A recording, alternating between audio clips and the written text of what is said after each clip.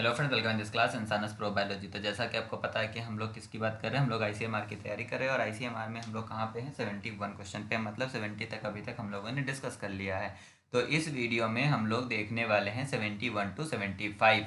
पहला क्वेश्चन बहुत ही ज़्यादा ईजी है। इसमें पूछा है HGVS स्टैंड फॉर। तो HGVS का फुल फॉर्म आपको बताना है। तो आप याद रखिएगा, HG में H का मतलब होता है ह्यूमन, जी का मतलब होता है जीनोम नॉट जीन, वी का मतलब होता है वेरिएशन, एंड एस का मतलब होता है सोसाइटी। तो human genome variation society HGVS का फुल फॉर्म है। अब इसका काम क्या है, ये सोसाइटी करती क्या है, ये भी यहाँ पे याद रखिए। दे डिस्कवर, दे डिस्कवरी या डिस्कवर एंड कैरेक्टराइजेशन,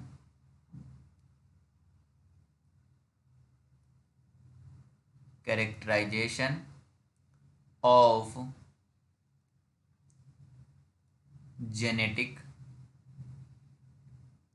जेनेटिक नहीं, जीनोमिक, जीनोमिक, जीनोमिक वेरिएशन,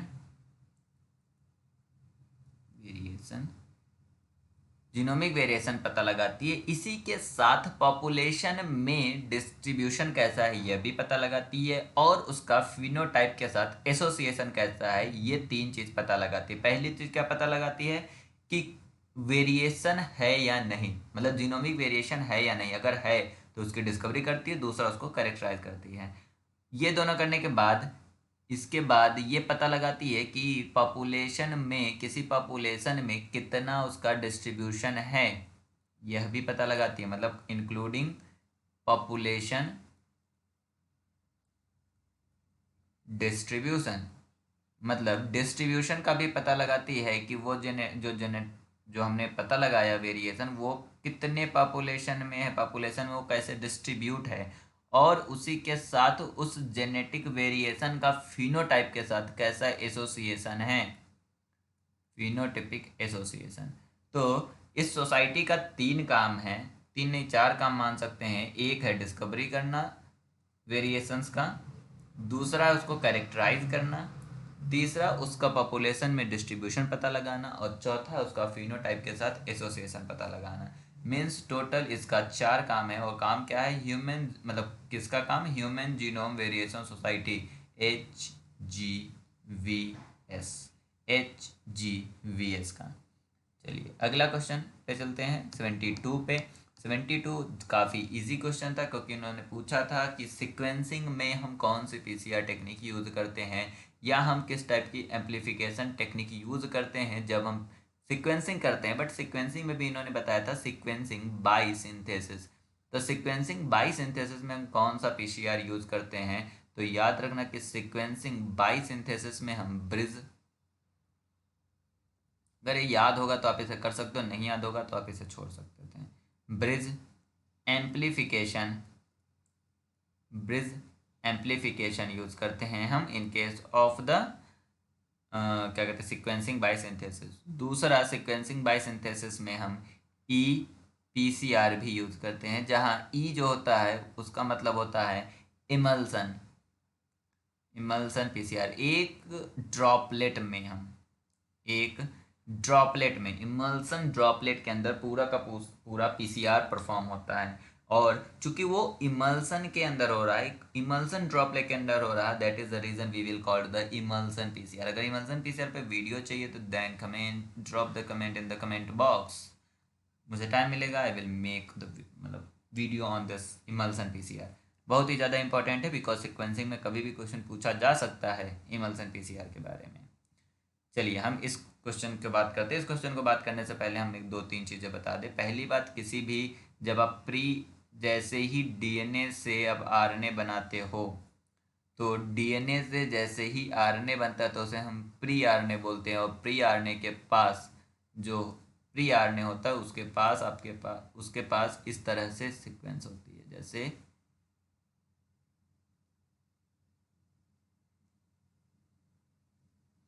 ये, जो यहाँ पे ये है that is called intron, that is called intron, intron और इंट्रॉन। इंट्रॉन जो होती है ये आपका प्रोटीन बनाने में यूज नहीं होती है, और ये जो बीच में है दैट इज कॉल्ड एक्सॉन। एक पार्ट होता है इंट्रॉन जो प्रोटीन कोड नहीं करती है, दूसरा आपका एक्सॉन जिसका प्रोटीन कोड होता है, जो प्रोटीन कोड करता है, मतलब जिसका ही ट्रांसलेशन होता है। तो ये आपका प्री एमआरएनए है। बट अगर आप प्री एमआरएनए की जगह मेच्योर एमआरएनए देखोगे, जो कि न्यूक्लियस के अंदर, देखो ट्रांसक्रिप्शन जो होता है न्यूक्लियस के अंदर होती है, बट ट्रांसलेशन न्यूक्लियस के बाहर साइटोप्लाज्म में होती है। तो प्री एमआरएनए जैसे ही न्यूक्लियस में बन जाता है, उसके बाद उसे मेच्योर एमआरएनए में बदला जाता है, जो कि मेच्योर आरएनए में 5 प्राइम कैप लगा होता है और 3 प्राइम पे पॉली टेल होती है। ओके, तो प्री एमआरएनए से एमआरएनए में, मेच्योर एमआरएनए में जैसे ही कन्वर्ट होता है, तो आपका जो मेच्योर एमआरएनए होता है इसके पास सिर्फ एक्सॉन होता है। क्या मैंने कहा कि मेच्योर एमआरएनए के पास एक्सॉन होता है, मतलब इंट्रॉन जो है वो नहीं होता है, इंट्रॉन जो है वो नहीं होता है। ये जो मेथड है, जिस मेथड से हमने एक्सॉन को एक साथ कर दिया और इंट्रॉन को रिमूव कर दिया, इस मेथड को हम बोलते हैं स्प्लाइसिंग।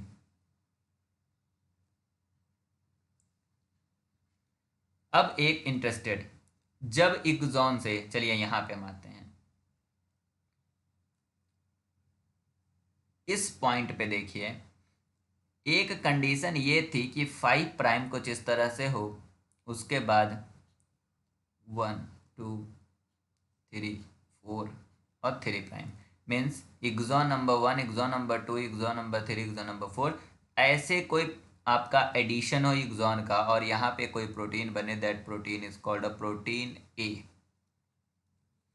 बट मतलब सेल्स के अंदर कभी कभी ऐसा नहीं होता है। एक कंडीशन यह भी है कि ये इस तरह से बने, 5 प्राइम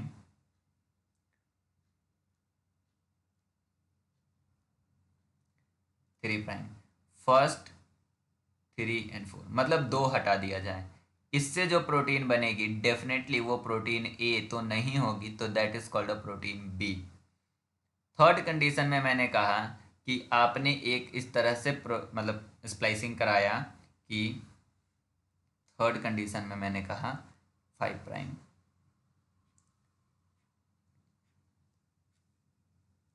ये आपने कहा 1, नहीं ये कहा 2 3 4, तो इससे जो प्रोटीन बनेगी that is called a protein C. अब ध्यान दीजिए, यह एक जीन है, इस एक जीन से डिफरेंट डिफरेंट टाइप की प्रोटीन बन रही है। क्यों?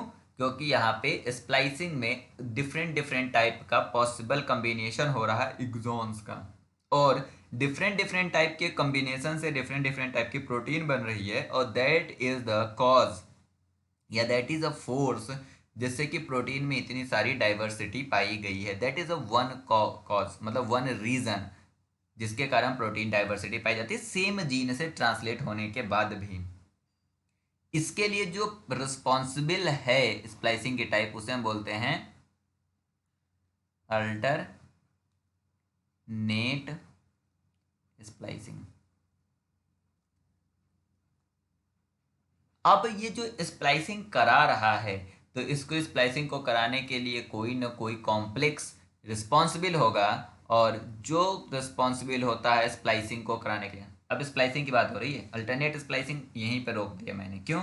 अल्टरनेट स्प्लाइसिंग बहुत ही ज़्यादा हॉट टॉपिक है, हर जगह पूछा जाता है कि प्रोटीन डाइवर्सिटी, एक जीन से मल्टीपल प्रोटीन बना, कैसे बना होगा? अल्टरनेट स्प्लाइसिंग हुआ होगा, क्योंकि एक जीन से अगर मल्टीपल टाइप की प्रोटीन बन रही है तो स्प्लाइसिंग के कारण मल्टीपल टाइप की प्रोटीन बन सकती है। लेकिन जो स्प्लाइसिंग है, जो कि एक्सॉन को जोड़ा जा रहा है और इंट्रॉन को बाहर निकाला जा रहा है, तो जो एक्सॉन जुड़ रहा है यहाँ पे, जो कॉम्प्लेक्स पार्टिसिपेट कर रहा है, that complex is called spliceosome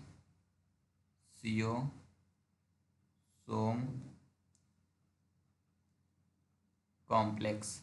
और स्प्लाइसियोसोम कॉम्प्लेक्स जो होता है, ये कॉम्प्लेक्स बना किससे होता है? That is made up of SN-RNP। SN-RNP इसको हम क्या बोलते हैं? स्मॉल न्यूक्लियर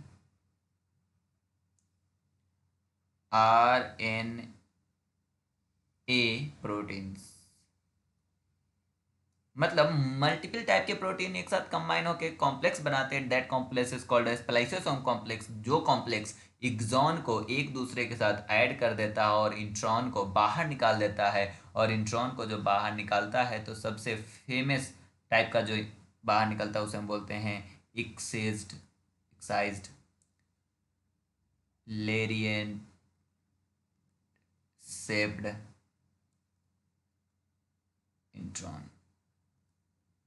तो इस तरह का इंट्रॉन बाहर निकलता है। ये भी पूछा जा सकता है क्योंकि ICMR डायरेक्ट क्वेश्चन पूछता है, इसलिए मैंने यहाँ पे दे दिया। इसका आप स्क्रीनशॉट ले लो, बहुत ही ज़्यादा इंपॉर्टेंट है। याद रखना mRNA में क्या क्या होता है। mRNA में मैच्योर mRNA में 5 प्राइम कैप होता है और 3 प्राइम पॉली ए टेल होता है। तो इसका आंसर है स्मॉल न्यूक्लियर RNA। सॉरी, तो पूरा ब्लैक, पता नहीं चल रहा क्या है। ओके, तो इसका आंसर क्या है आपका? Small nuclear RNA। A is the correct answer for this question. चलिए नेक्स्ट पे चलते हैं। नेक्स्ट क्वेश्चन बहुत ही ज़्यादा इजी है। इन्होंने पूछा है कि DNA and RNA polymerase differ in all of the following. हर एक तरीके से डिफर है, पर एक चीज़ में वो डिफर नहीं है। तो याद रखिएगा कि RNA पॉलीमरेज या DNA पॉलीमरेज दोनों के दोनों जो होते हैं वो 5 प्राइम टू 3 प्राइम में रिएक्शन को प्रोसीड करते हैं, और जब एक न्यूक्लियोटाइड को दूसरे न्यूक्लियोटाइड से जब ऐड करते हैं तो यह H2O बाहर निकालते हैं। मतलब type of the chemical reaction जो है, या हाइड्रोलिसिस कराते हैं, type of the chemical, not hydrolysis कराते हैं, मतलब कंडेंसेशन कराते हैं, H2O को बाहर निकालते हैं। H2O को ये बाहर निकालते हैं, हाइड्रोलिसिस नहीं कराते, याद रखना। तो यहाँ पे क्या हो रहा कि एक मतलब दो मोनोमर्स को आपस में जोड़ा जा रहा और H2O को बाहर निकाल रहा है। ये दोनों, चाहे वो DNA पॉलीमरेज हो या RNA पॉलीमरेज हो, ये दोनों करते हैं। तो except the chemical reaction, the type of the chemical reaction, ये कंडेंस करा रहे दोनों को।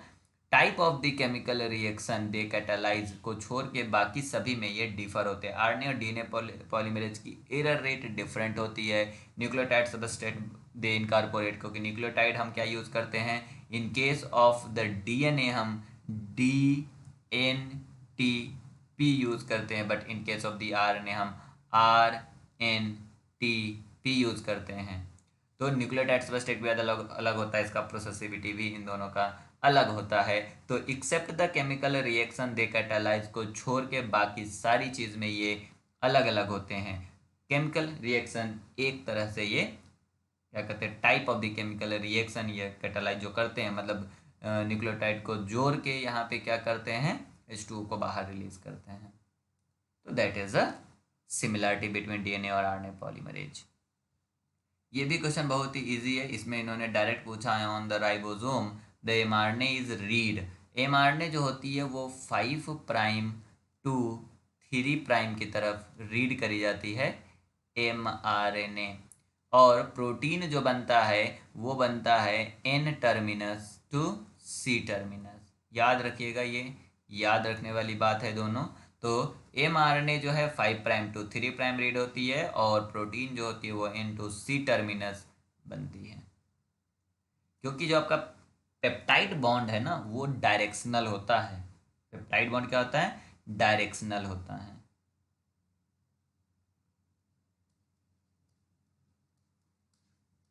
ये